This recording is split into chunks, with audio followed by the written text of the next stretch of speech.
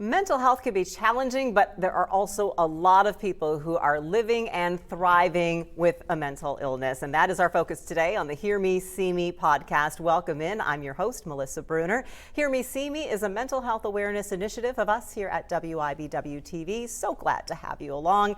And today we are talking about hope. Whit Downing is a person that inspires me and gives me a lot of hope. She has quite a story. And Whit, I am so glad that you have agreed to share with us your journey, because it has been a long one. It hasn't been an easy one. And so, I'm sure you're going to be a little emotional today, but I also want people to feel inspired and feel a lot of hope when they hear from you, because I feel like hope, Whit, is a big part of your story. It really is. Hope. Hope for me, there have been times where I felt no hope. And then now, where my life really didn't feel hopeful, but now I have a life that does feel hopeful. I want to start at the end before we go back to the beginning, because what is your position now? So I work for the Kansas Council on Developmental Disabilities, or KCDD for short, and I am the Vice President of Policy and Programming. Wow. So it's really using your story to help others. How can you use your story to help others? Yeah, it's really interesting to me to be on this side of things, because for so long I felt like all I was a consumer of services, and but now I'm on the other side, getting to advocate for other people who have similar stories as me, and I'm able to really share my story and hopefully impact change in systems for the younger people that are coming up after me. Absolutely. How old are you now? I'm 29. 29. How long have you struggled with your mental health? So my very first memory goes back to my first day of kindergarten, which was a very traumatic and hard experience for me. And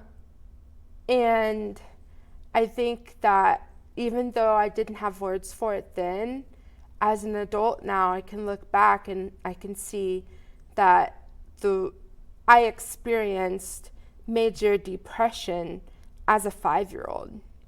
And then as I got older, it just got more and more intense.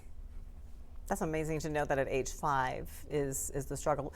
You have various diagnoses, correct? Yes. Can you share those with me? Sure.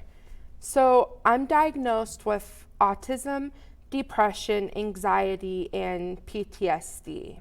It can all be kind of a vicious circle, I imagine, when you think about how one feeds into the other. Yes. And yeah. How does your autism tend to manifest itself? I have a really hard time making and keeping friends, and then I think that my autism, and then I think it directly relates to the depression I experience, because I feel isolated and because I feel so different. That adds on to the feelings that I feel when I'm having a hard time with managing my emotions. And the thing for me is the way I communicate emotional distress, I've learned, is not the way that someone else who's not autistic may communicate emotional distress. So you may see me pacing or rocking back and forth, crying, banging my head against the wall or anything that's near, things like that, or having a meltdown. But I've learned that is my body's way of communicating, like, hey, we're dysregulated. I'm not okay. And so also just different, I think I don't pick up on social norms like other people. It doesn't come naturally. It has to be taught to me, even still. So that's, yeah. I think it helps when we can understand what other people are going through so that we know, okay, I need to approach you in a different way. I mean, I think that's something that shouldn't necessarily all fall on you or any person who's maybe neurodivergent or experiences the world differently than the rest of us. It's promoting that understanding. For sure. And it's really important to understand that, like my friend Temple Grandin says, being autistic, yeah, it makes us different, but not less. Absolutely. So I kind of live by that. Well, you are definitely not less. I would agree with you there. How have you found some healthy outlets for expressing your emotion then? In those times when you know that you're reacting and your body's telling you you need to regulate, you have one of them sitting with you right here, the Rubik's Cube.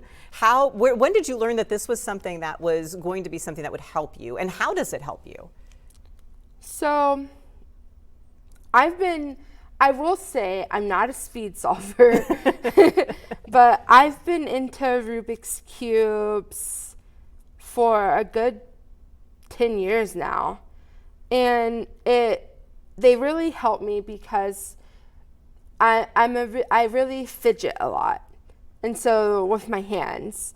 And so the cubes, it keeps me busy, but it does more than that. It actually helps me socially, because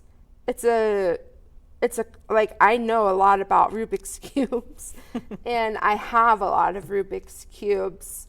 And so cubing helps me. It's a conversation starter because when someone sees my cubes, they want to talk about them usually. And so then I talk about them. And it also helps me calm down if I'm able to do the same algorithm over and over. I really like this one. I love doing this over and over. And it's funny that you say an algorithm. I'm like, I don't know what you're doing there, but but it calms you, and I love it. And because, may I take you into kind of the depression part of your journey? Because Yes. I think that this is where you've made so much progress. And I first heard your story, and I know that you've struggled even since the very first time you shared your story with me. How dark would things get for you? And I don't even want to use past tense, because I don't want to portray that I have somehow overcome depression, or that I have somehow beat that struggle, because it's something that I still struggle with. I'm still in therapy and I'm still actively healing. So it in terms of how dark, it gets really dark. 2 years ago, July 3rd is the anniversary that I tried to die by suicide. And I think that in terms of how dark it can get, that's about as dark as it can get when you are in that space. And I remember my very first suicidal thought was as a teenager, an early teen. And I never talked about it. I never told people until I was older. But it gets really dark to the point where my brain tells me stories that are not true, that I'm a burden, that everyone in my life would just be completely better if I were gone, that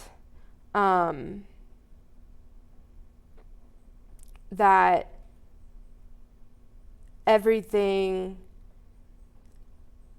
it just gets to the point for me where I just feel no hope, where I believe suicide for me is inevitable and that I have to die by suicide. That's how dark it gets. And that is very dark, even though we know that you have a cat and you have a family that loves you. I know you're very inspired by is it your niece? Yes. Your niece. I know that you're very inspired by her. And as we have this discussion, we do want to make sure people know the 988 hotline is out there. If anything here is something that has you feeling certain thoughts or certain emotions right now, reach out to that 988 hotline. Hit pause on us by all means and go call 988 because they are there for you 24/7. And that's what you were able to do even in those dark moments. You reached out. How first of all, how hard is that? Because I think some people think it's easy for me to say call 988, but it's not so easy for the people who's hearing it and needs to call 988 to take that step. Yeah. I can say that calling 988 is very hard and very scary, but you're not going to know what it's going to be like for you until you do it for that first time. And what I learned after doing it the first time is that even though it's scary to reach out for help, and it's even scarier to be alone in that and to not reach out. That's my experience. So you've been able to get help. Mm-hmm. You also have a very meaningful tattoo, because I'm seeing the semicolon, and I love what that symbolizes. What does the semicolon symbolize? So, a few years ago, someone who I looked up to a lot, Amy Bluell, started the semicolon movement, and she made a post on Instagram of a semicolon, and she said, everyone who struggles with self-harm, depression, suicidal thoughts, and a plethora of different things, I want you to draw a semicolon on yourself. And in grammar, a semicolon is where you can put a period and end the sentence, or you can put a semicolon and kind of keep it going. And so the semicolon represents for me a time where it reminds me that I can either end my sentence or die by suicide, or I can pause and keep going. So this just reminds me that my story isn't over. And your story is definitely not over. One point that you made that I think is important to stress for everyone is that you don't want to say that you've overcome depression and that you're cured from depression. And I totally get that, because I know that I have probably a little leftover PTSD from a traumatic event that I experienced in my life. And I remember talking about it once, and someone said, "Oh, I thought you were over that." You know, it's not something you just get over. Things kind of ebb and flow. And I imagine that's your experience too when it comes to depression. That's what you're trying to say. It's not something you just one day, I'm cured, I'm never going to have to struggle with this again. It ebbs and flows. Yeah, I think that mental illness and mental health, it isn't something that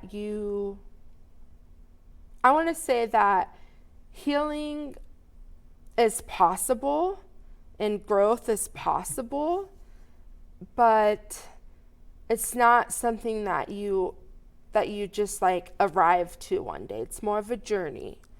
And that is a journey that I'm still on. And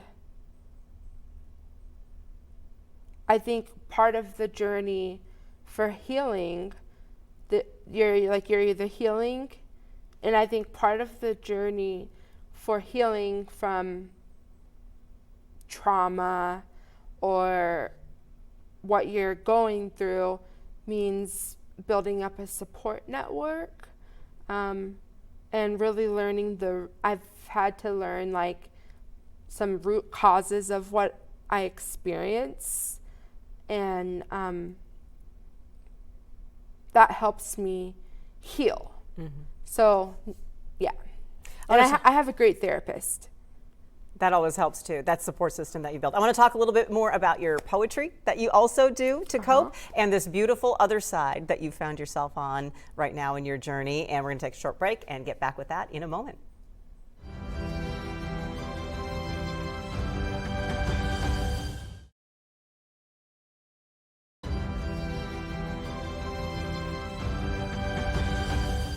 Continuing our conversation here on the Hear Me, See Me podcast with Whit Downing. Whit has shared a lot of what she has overcome as she lives with autism, depression, PTSD, and now you are on this lovely other side of your journey as this journey continues. And I think it's an important point, Whit, that you have made, that I think sometimes what can be part of the struggle or add to the struggle is people think, okay, I got help for depression, I'm feeling better, and then all of a sudden one day they don't feel better.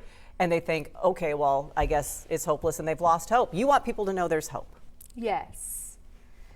And there seriously is hope. And if I can, I'll share a short story that happened just last week. Sure.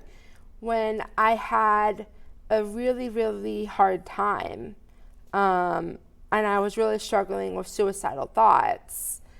And my stepmom and I were having a conversation.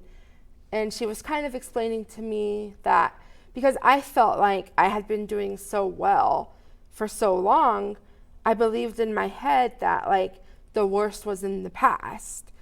And so when these suicidal thoughts came so strongly, she was explaining to me that it doesn't like mean that I'm not still growing. Doesn't mean that I'm not still healing and that I should just give up. It just means that it just kind of reinforces the idea that I am still growing. I haven't reached the end of my mental health journey. Like, it's a process. I think we all have mine, so we're all on a journey every single day. Yeah. Everybody has those ups and those downs. Poetry has helped you. You have posted on social media some lovely verses. Mm-hmm. How does that help you? And is there anything that any of your poetry you want to share with me? Sure. Where did we lose your phone? Because I know you got it in there. So I do have a poem that I wrote after. I wrote this poem actually on a plane. I was headed to Washington, D.C. for a 988 in-person policy academy where I was going to be a panelist and be sharing my story. And I wrote this, but a few weeks prior to that, I was in the mental hospital. And so I wrote this poem on the plane on the way to DC as a reflection from my time in the mental hospital. Okay, love to hear it. I've been down to the depths of despair. I have felt alone and like nobody cares. I've sat in the back of police cars full of shame. And I felt that for my meltdowns, I'm to blame. In a different world, there would be a place for people like me, to be safe, to be free. I'm often scared because this world is loud, but if you looked deep inside of me, you would be proud, because I've been suicidal and I've called 988. I've believed the lie that suicide is my fate. It's not easy to be brave, but I'm committed to live. Although this requires more willpower than I can sometimes give. So when I don't reach out, please reach in, because I need some help, I need a friend. When I'm sad and the words won't come out, I ask that you be patient and please not shout. A doctor recently told me that I should be in an institution, as if mentally ill, autistic people are a pollution. She hurt my feelings and I cried a lot. I felt like my brain war could no longer be fought. But here I am, sharing with you all today that I am not only what my records have to say. That is beautiful. Thank you. How does it help you put things into words? So sometimes when I have emotions, the words don't even come out verbally. But if I write, even after the fact, then it's like all of my emotions, they finally have a place to go because they kind of flow out of me when I write. Mm-hmm. And it, yeah. How did you find your job at KDADS, which is the acronym we use for the Kansas Department of Aging and Disability Services? Oh, I work for KCD. KCD, I'm sorry. So I mentioned KDADS because that's a state agency that does a lot of work with groups and organizations that do mental health programs. So the position that you have, how did you find that? How did you reach out or did they find you? Yeah, so I was a part of a Medicaid program called STEPS. And STEPS, what qualified me for the program is I had a developmental disability, and I was on the wait list to receive services through the intellectual and developmental disability waiver. And so I joined the STEPS program, and the STEPS program is all about helping people with disabilities find and gain meaningful employment, competitive integrative employment. And so through STEPS, I had access to a job coach. And okay, I'll back up a little bit. I also was a LIN trainee through KU. And KU stands for, LIN stands for Leadership, Education, and Neurodevelopment and Related Disabilities. And the director of LIN reached out to me about KCDD and said, hey, Whit, KCDD is writing a women's health plain language guide, and you should see if you could get involved and help them write. So my job coach through the STEPS program helped me reach out to KCDD. Her name, one of my bosses, is Allison, and I reached out to Allison, and we met at the Capitol, and I was like, wow, I liked her. I liked what she told me about KCDD.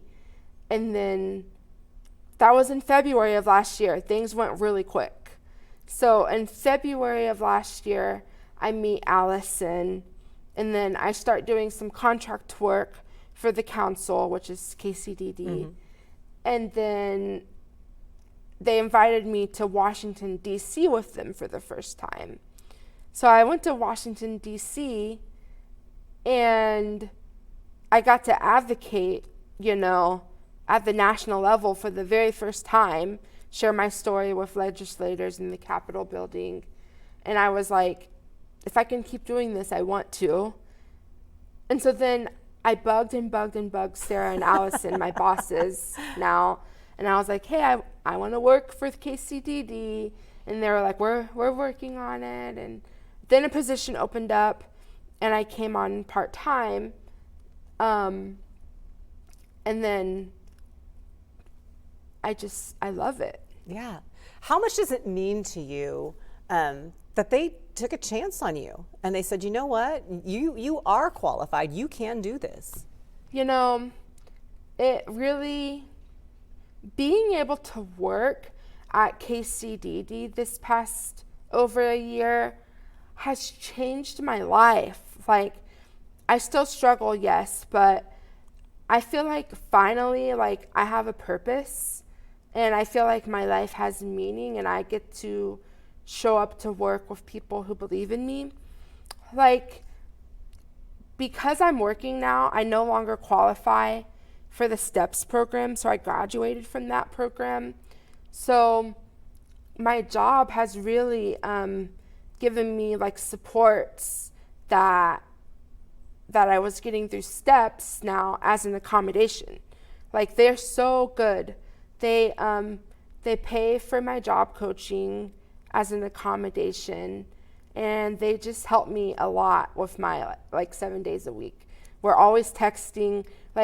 My job, them taking that risk and hiring me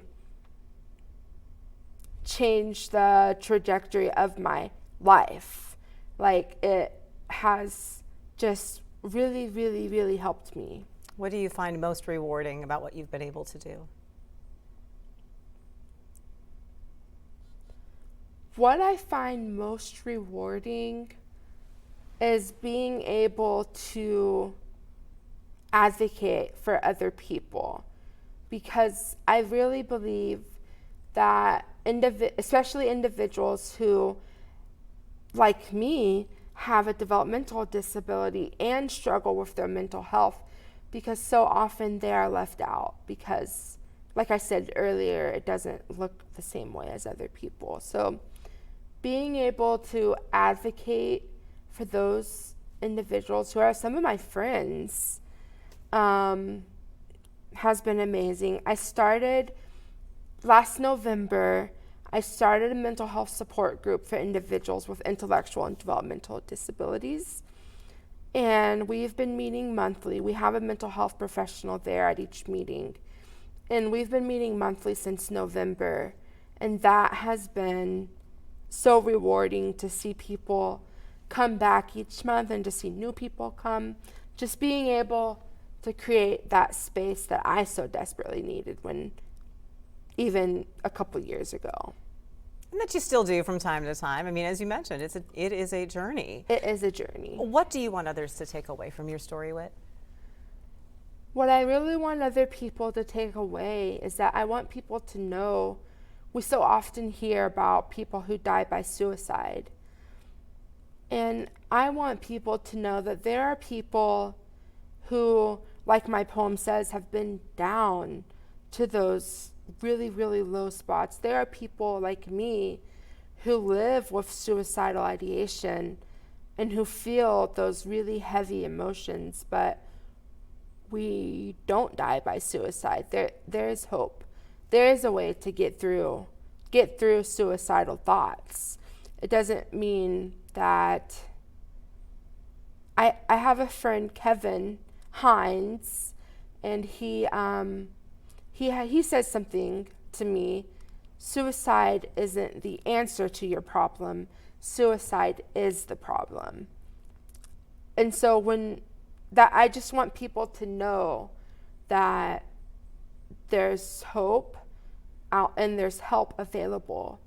And that as often as we hear about the people who are dying by suicide, there are countless other people who are experiencing chronic suicidal ideation and they're not dying. So they need your help and they need your support. Yes. They are the semicolons. Their stories are not over. No. And if someone out there is struggling with suicidal thoughts, even right now, I just want them to know first that their life has value and that it's okay to reach out and maybe call 988 or text 988 or chat with 988. Or your friend or your neighbor or your cat or whoever is there. Someone's there for you. Someone wants you to be there tomorrow. We all want you to be there tomorrow. And I also want people to, people on the other side who are supporting someone who is suicidal or struggling with their mental health. I just want them to understand how valuable they are to the person who's struggling. And I know for me, sometimes when I'm struggling, I can't sometimes reach out for help. I